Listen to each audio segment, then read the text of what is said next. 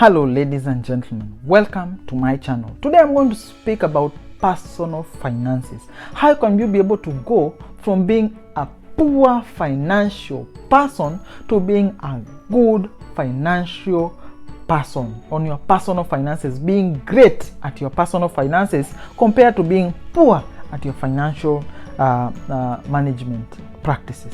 So as a person, you have to start from somewhere, and these are the 8 or so steps, some repeating themselves, that could be able to use to transform yourself from being a poor person in your personal finances to being a great person in your personal finances. So what is the one thing that I encourage people to do? The first thing is to track all your incomes and all your expenses. You cannot look for a solution if you cannot quantify the problem. So find out how much are you actually making, how much are you actually spending, up to the last cent. So track all your expenses and calculate and put them down together. And sometimes I encourage people to do 3 months, because 3 months is a good enough time to be able to track any variances that are going up and down and work with your averages. After tracking your expenses, I am always encouraged when I see people questioning their incomes and expenses, because many realize that their expenses are actually different from what they actually think. So people spend and do other things, but they do not think about where their money actually goes. So this one helps put perspective on the actual reality on the ground. So after tracking their own expenses, I usually encourage them to have a budget. So put a budget and put together all your expenses. So have a budget and a plan of how you spend, or you plan to spend all your expenses. Again, because you have looked at the reality, some of them want to start thinking and start changing some items. So have a budget on how you want to spend your money. So you have now placed and you have now a budget. What do you do next? So the next step is you now track all your expenses and put them against the budget that you actually set up. So this is the time that you identify any changes, any variances in how you spend. So reality versus the budgeted. So this is where you track, where has my money gone even after I have budgeted. And this is where the rubber meets the road, because this is where people realize that how they plan is not how they actually spend their money. I realize that people at this time is where you identify certain unnecessary expenses that you find yourself, without knowing, continuously spending your money on. And I will give you several places that people spend their money on without actually realizing that it is adding up. The first expense that shocks people is eating out. Eating out actually does add up. Whichever location in the world you are, it actually adds up. And people are surprised when they look at their eating out, the money they spend eating out, as opposed to what they thought they actually spent. It may look like a small amount, but for 30 days in a month, it can add up, especially if the number of days that you're eating out are a lot more. The other expense that shocks people, especially women, is on clothing, shoes and bags. This item always shocks many women, especially women who have a lot of social engagements, who have a lot of social circles and friends circles that they have meetings and regular other things, because they find themselves spending a lot more to prepare for an event and buying clothes just for a single event and a single thing that actually adds up. So clothes and shoes is another thing that always shocks people. The other thing that shocks people is entertainment.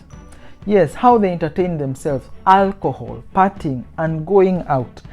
This is another item that shocks people, especially men. They are always shocked by how much money they actually spend entertaining themselves. So let us call them entertainment expenses. The other item that usually shocks people is subscriptions. People are always shocked at this stage at how much they pay in subscriptions. Some have more than 3 paid TV subscriptions. Some of them have subscriptions in items that they subscribe to because it was like $1 every single month, and this amount adds up when you have several other subscriptions. So at this point is where they identify their necessary expenses and where they can be able to cut down costs. And at this point is where they identify what is actually necessary compared to what is not necessary. Of course, at this point is where they realize that they need to adjust some habits. There is one particular person who after looking at their actual spending versus actual budget, they realize they use too much money on Uber and Bolt and other taxi services. And I asked them, so why do you spend all this money? And they said, because of personal safety measures. I usually take an Uber or other paid private transport means to home. Then my question is, do you have so much work that you have to use ever so often? And they realize, because of what they had set as a standard, that when I work late I take a cab, they realize that they work much more than they actually thought. So the question became, is work that much, or are you that overwhelmed, or are you not planning yourself as regards to work? And after looking carefully, the beauty about finances is the numbers will never be wrong. And sometimes when you confront the numbers, you realize your own biases and you realize your own bad habits. And this person realized that because they come to the office late, and because they spend a lot of time before they settle in, and because sometimes they have so many meetings and so many disruptions, the time they actually put into work is after people have left the office. And from 5, they realize that they have felt that they have done their duty for the day by around 8:30, when they feel the need to take a cab. And then they had to confront the question, then why do I spend so much money, so much time in the office without actually putting in the work, so that I feel the need to work longer in the evening in the office and have the need to take a cab?